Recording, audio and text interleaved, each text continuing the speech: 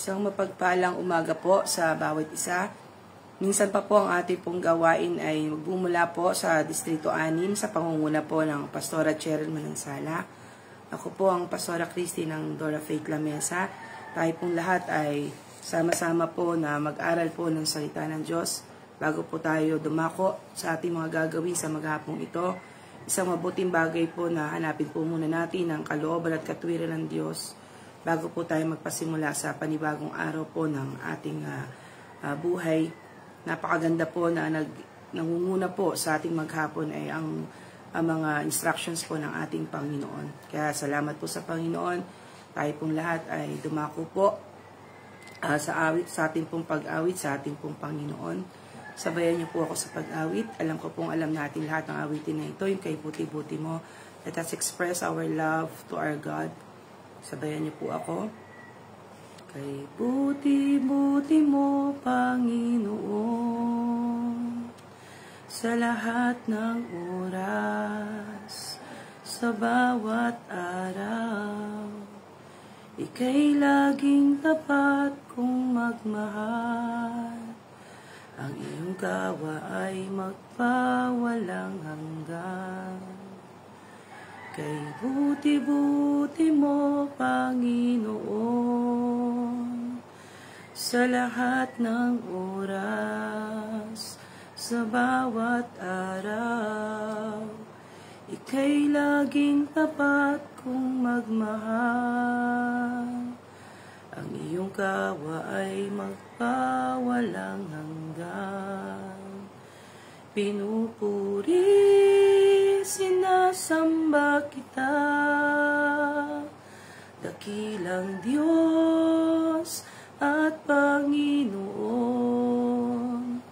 Tunay ngang ika'y walang katulad, tunay ngang ika'y di nagbabago, mabuting Diyos na sa amin nagmamahal. Pinupuri, sinasamba kita, dakilang Diyos at Panginoon. Tunay ngang ika'y walang katulad, tunay ngang ika'y di nagbabago, mabuting Diyos na sa amin nagmamahal. Mabuting Diyos na sa amin nagmamahal. Mabuting Diyos na sa amin nagmamahal. Hallelujah. Hallelujah. Panginoon, sa magandang umaga po at pasasalamat na aming mga puso na kami minsan pa ay mapagkakataon po na mabuhay para po sa inyong kaluguran, para po sa inyong kapurihan. Sangkapan mo po kami na iyong kapangyarihan, anuman po yung mga nakikita inyong magiging sanhi na kabarahan, Lord God, hiningi po namin ang kapatawaran sa inyo. At hayaan mo, Lord God, na patuloy at malaya kayong makakilos po sa aming mga kalalagayan, Lord God. Kahit kami po ay magkakalayo sa isang pananampalataya, kami po yung umaasa sa malayang pagkilos ng banal na Espiritu, nakikilos po sa bawat isa sa amin. Kaya salamat po, ako na yung lingkod ay sangkapan niyo po na yung kapangyarihan, anuman po yung mensahe ninyo ay malayang makadaloy po sa aming pong kalagitnaan. Sa inyo po, Ama, ang lahat po ng kapurihan. In Jesus' name we pray. Amen and amen. Isang magandang umaga po. Kung nasan man po tayong lugar ngayon sa ating po mga kani-kaniyang tahanan o sa mga workplaces po, patuloy po tayong samahan ng ating Panginoon sa pag-aaralan po ng ating ng Kanya pong salita.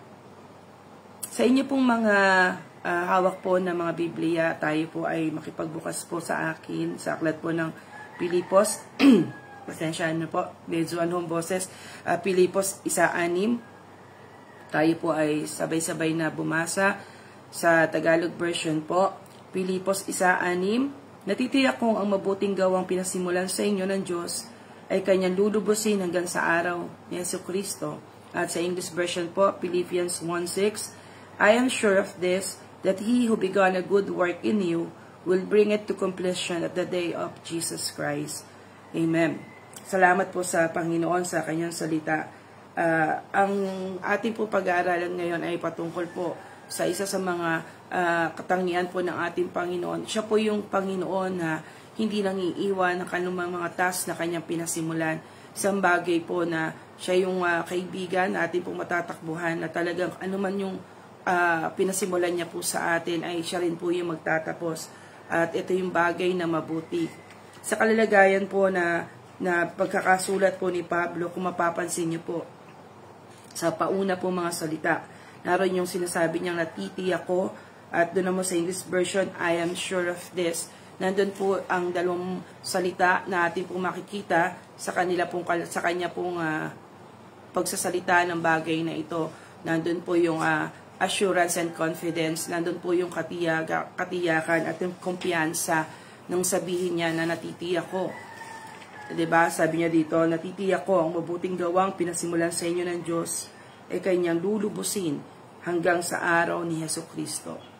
Kung atin nga pong titignan ang mga bagay sa paligid, wala naman pong bagay na pinasimula na hindi naman po tinapos. Ay kung titignan natin talagang hindi po to magandang tignan. Sa tahanan, bahay po na pinasimulan, na gawin, at tapos sa kalagitnaan po ay ititigil nang wala pa pong anyo, wala pang kayusan, di ba po't hindi magandang tignan ito sa paningin.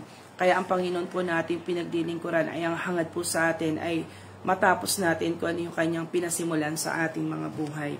Yung dalawang kataga na yon na binibigay sa atin upang ating pumapanindigan, yung pong katiyakan at kumpiyansa. Nandun yung katiyakan na tatapusin ng Panginoon lahat ng pinasimulan niya sa atin. Kung titignan niyo po natin si Pablo, ano po ba yung naging kalalagayan niya sa kanyang buhay paglilingkod?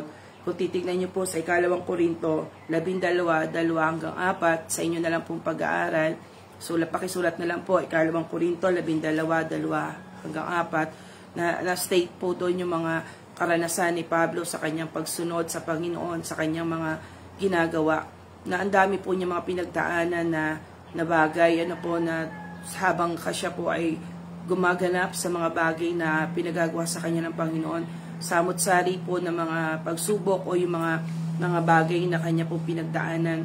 At magtataka po tayo, mag-iisip po tayo na po sa ating mga kapayak na kaisipan na kung tutuusin po, pwedeng umatras si Pablo, balik na lang ako sa buhay ko na marangya, balik na lang ako sa buhay ko na maayos, na pambihira. Hindi ko naman kilala itong mga taong ito na aking pupuntahan, at kapag ako'y sumunod, sakit pa ang ibibigay sa akin. Samantalang sa bahay, sa pagbalik ko sa akin dating buhay, andun yung comfort zone niya, nandun yung siya po'y galing sa isang marangyang pamilya na may bibigay ang comfort ng buhay, at siya po ay isang matalinong tao na maaari naman niyang gawin ang mas mainam para sa ikalulugod ng sarili po niyang kapakanan. But then nakita po natin, nagpursige siya. Kahit ano po yung mga nakikita niya, na di ba may mga instance pa na sa kanyang missionary journey ay almost dead na daw, na itinapon na lang siya. Pero that won't stop him to do what God's will is in his life. Na nagpatuloy po siya, na gumawad pa rin siya sa kanyang pinagagawa sa kanya ng Panginoon.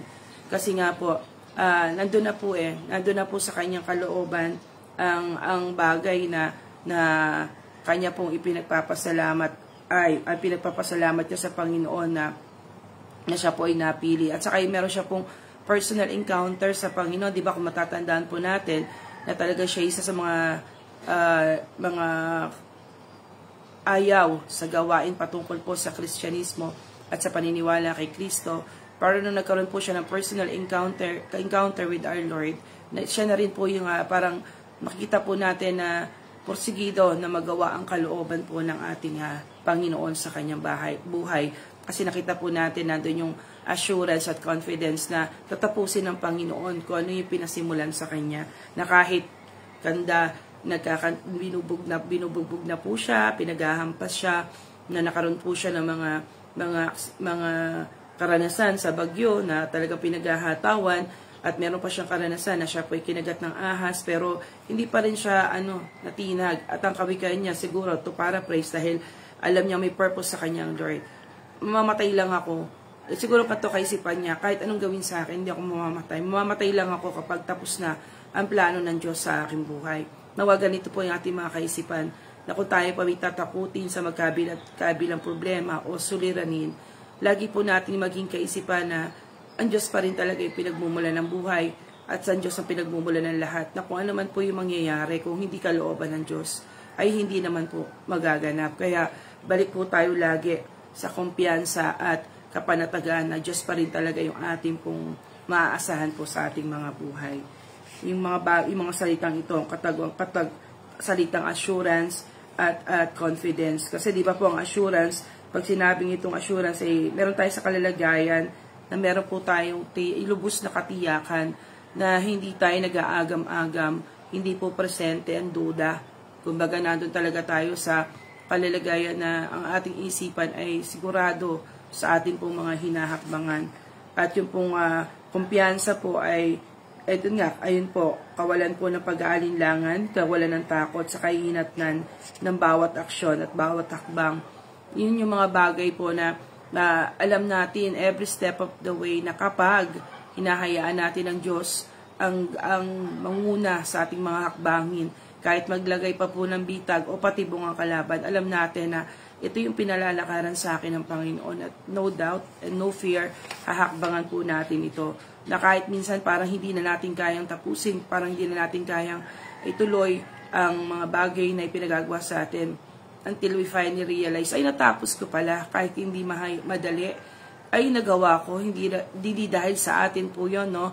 Let us remind always ourselves na hindi dahil sa ating mga kalakasan, kumbaga talagang ang Diyos pa rin na nagtatawid sa atin po mga gawain na pinagagawa naman po niya sa atin. At yung pong mga bagay na yon ay pagpapasalamat talaga natin sa ating Panginoon. Tatlong bagay po yung lagi nating alalahanin sa madaling kaparahanan na nga po, tayo po limitado sa oras. Tatlong bagay po ang ating pong alalahanin sa ating pong mga buhay pagdilingkod. Alalahanin natin una na ang Diyos ang nagpasimula ng mabuting gawa sa ating mga buhay. Una po, ang Diyos ang nagpasimula ng mabubuting bagay sa ating buhay. Mula po sa Efeso 2, mula po sa Efeso 1, 4 hanggang 6. Efeso 1 po, 4 hanggang 6. Babasahin ko na lang po. Ang sabi po dito, at sa ating ngang pakipagkaisa,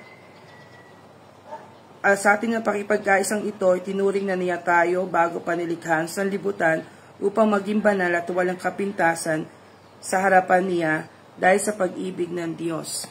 At gayon din po sa Efeso 2, 8, siyam. Efeso 2, 8 hanggang siyam. Dahil sa kagandahang loob ng Diyos ay naligtas kayo sa pamamagitan ng inyong pananalig kay Kristo. At ang kaligtasang ito'y kaloob ng Diyos, hindi mula sa inyo. Hindi ito dahil sa inyong mga gawa, kaya't walang dapat ipagmalaki ang sino man. Hallelujah. Salamat po sa salita ng Diyos at patunay lang po na ano man yung meron tayo sa ngayon, ano man yung napasimulan sa atin, hindi sa ating sariling desisyon, na minsan po inamamali tayo na kaisipan na buti na lang gumawa ako sa Panginoon, buti na lang sumunod ako sa Panginoon. Bago po nangyari yon, meron po step 1 na nangyari. Una po ay pinili tayo ng Panginoon. Tayo po ay naligtas hindi sa ating mabubuting gawa, kundi po sa habag at biyaya po ng ating Panginoon. Kaya sa pasimula pa lang po, nandun na talaga yung pag-ibig ng Diyos. Kasi talagang sa dinami-dami nga po ng tao, ay pinili na po niya tayo, binukod na po niya tayo. At yung proseso po ng pagsunod ay sumunod na lang doon sa unang puntos na iyon. At sa pangalawa po, na dapat po nating alalahanin, ang Diyos ang patuloy na gumagawa sa ating mga buhay. Una po, siya ay nagpasimula ng mabubuting bagay sa ating buhay. Pangalawa po, ang Diyos ang nagpapatuloy na gumawa ng mabuting bagay sa ating buhay. Ang sabi po ng Pilipos 2:13, sapagkat ang Diyos ang kumikilos sa inyo upang inyong naisin at isagawa ang kanyang kalooban. Uulitin ko po, Pilipos 2:13, sapagkat ang Diyos ang kumikilos sa inyo upang naisin at isagawa ang kanyang kalooban. Juan 5:17, pakitype nyo na lang po. Ngunit sinabi sa kanila ni Jesus, ang aking Ama ay patuloy sa kanyang gawain hanggang ngayon, at gayon din ako. Kung makikita po natin dito, every desire, every thing na ginugusto po nating gawin, ang Diyos mismo po yung naglalagay nito sa ating mga puso. Talagang nagpapasimula po sa kanila, sa Panginoon ang lahat. Ang atin po ay ang ano lang po, pagsunod, ano po, nasa atin lang po yung pagganap kung ano po yung pinagagawa sa atin ng Panginoon. Dahil naniniwala naman po ako, hindi ito ilalagay ng Lord yung mga nasa sa puso natin kung hindi po niya nakikita yung ating kakayanan at kung hindi niya ibibigay sa atin yung kakayanan na magawa ito.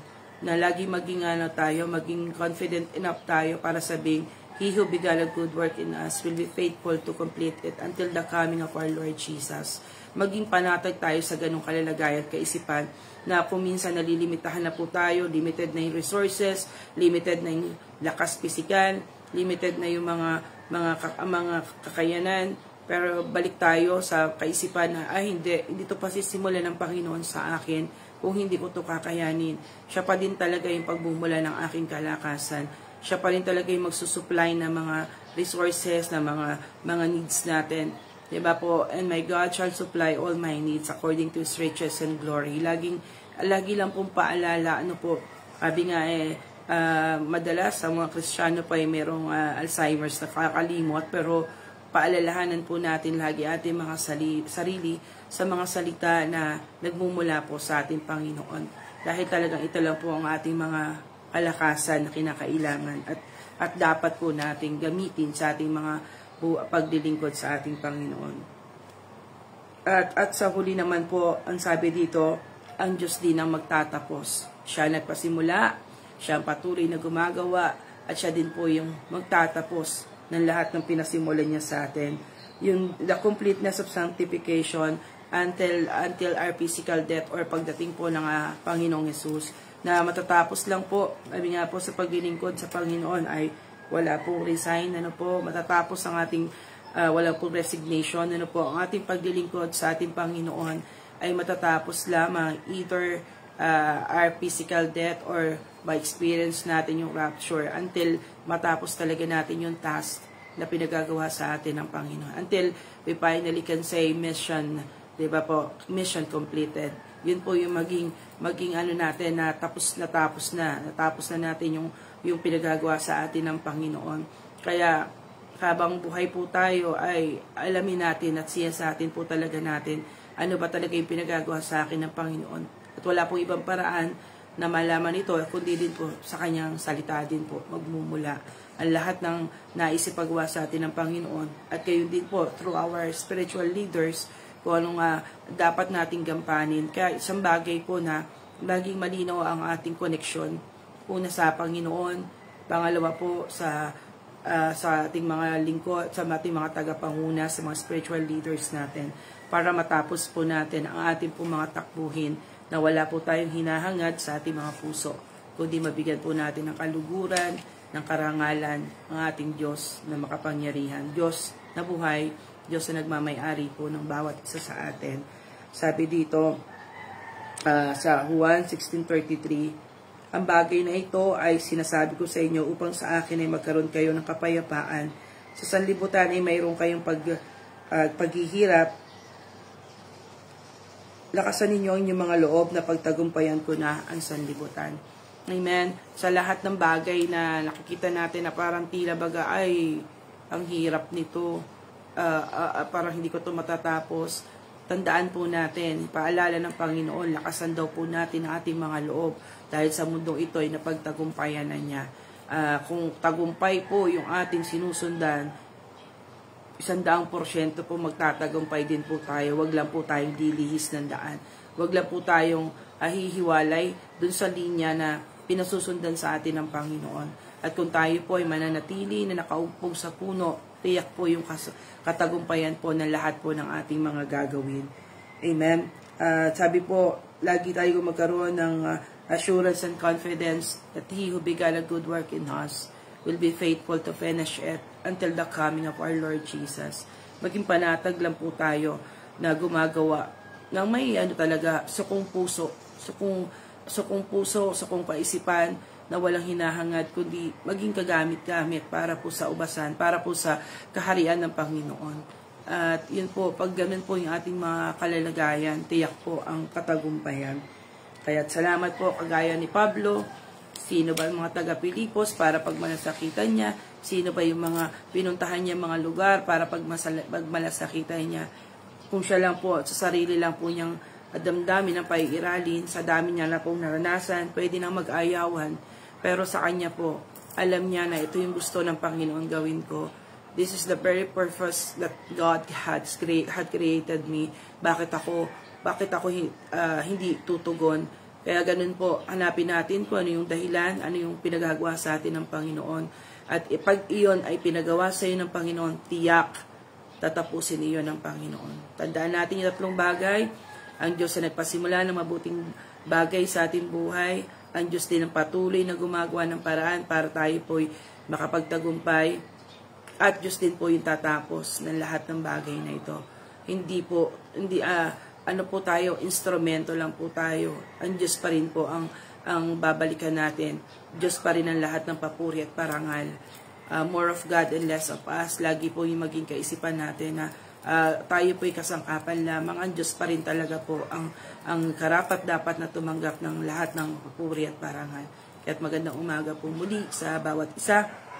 Pasensya nyo nga po ang aking pong boses, pero salamat sa Panginoon sa kakayanan pa rin na ako po ay nakasunod sa kanyang kalooban, sa lakas pa din at buhay at tinig na nagmumula sa kanya. Kaya tayo pong lahat ay manalangin, pagpapala po sa bawat isa, tayo pong lahat ay yumuko at tayo po ay manalangin sa ating Diyos. Hallelujah.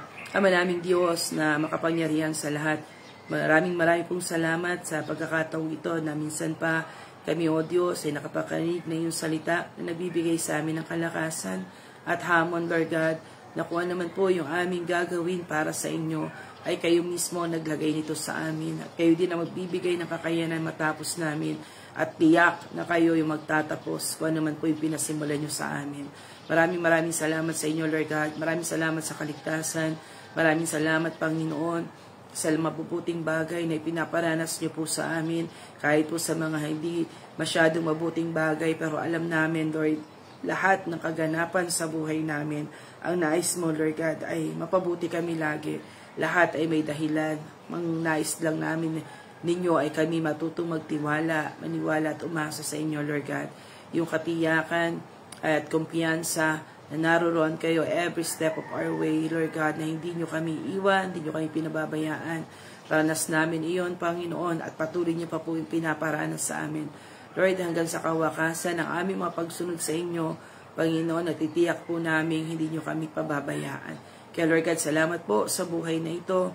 Patuloy yung pagpalain ng buhay ng aking mga kapatid na sa umaga ito ay nakipagkaisa sa pag-aaral yung salita. Ano man po yung nasa na kanilang mga puso, hanggat ito'y nakalulugod sa inyo, ako po ay nakikipagkaisa sa kanila. Tulungan niyo po ang bawat isa sa amin, Lord, sa maghapong ito, sa mga papasok sa trabaho, sa eskwelahan, sa kung naman po yung magiging kaabalahan sa maghapong ito. Hangad namin ay pangunahan mo kami, dahil alam namin sa pangungunan niyo lamang naroon ang tiyak, nakakatagumpayan. Kaya po salamat, Ama, sa inyo po namin pinagkakatiwala ang aming mga spiritual leaders, Lord, ang aming Pastor Joseph Len Masaredo, ang kabuuan po ng Masaredo family. Lord God, ang lahat po ng district supervisors from District 1 to 9, Lord God, pagpalain niyo po ang bawat isa sa kanila. Panginoon, ang karunungan, katalinuhan, kalakasan, kakayanan, ay patuloy niyo nga pong ipadaloy sa kanila upang mapangunahan pa po nila na may kaayusan ng lahat po ng mga kaluluwa na pinagkatiwala niyo po sa kanila. Maging ang lahat po ng kapastoran sa bawat sulok ng mundo, na patuloy na gumaganap sa kumpletong kalooban mo sa bawat buhay namin, na gumaganap sa kung ano po yung nais nyo na paggawa, Lord. Patuloy mo kaming tulungan at sangkapan at dalhin, Panginoon, sa mga kalalagayan na nakasusunod sa inyong kabanalan, sa inyong kalooban. Maraming po salamat, Ama. Patuloy kaming umaasa, Lord, ang organisasyon po ng Door of Faith Bible School, Lord, mga guro, mga estudyante na magsisipagtapos, at mga estudyante po na papasok pa, pagpalain niyo po ang ang aming pong Bible School, kayong kumilos, Lord God, sa lahat ng pangangailangan, sa lahat po ng mga gagawin, mga gagampanin, pagpalain niyo po ang mga staff, Lord God, yung mga nagsaasikaso, mga guro, kayo na po ang bahala sa kanila. Maraming salamat, Ama, sa umaga ito. Dahil binabalik po namin sa inyo ang lahat po ng kapurihan, kaluwalhati at kadakilaan. In Jesus' mighty name we do pray. Amen and amen. Magandang umaga po at patuloy po tayo pagpalain ng ating Panginoon. Tuloy po tayo na magamit pa para po sa kanyang kaluwalhatian. God bless po.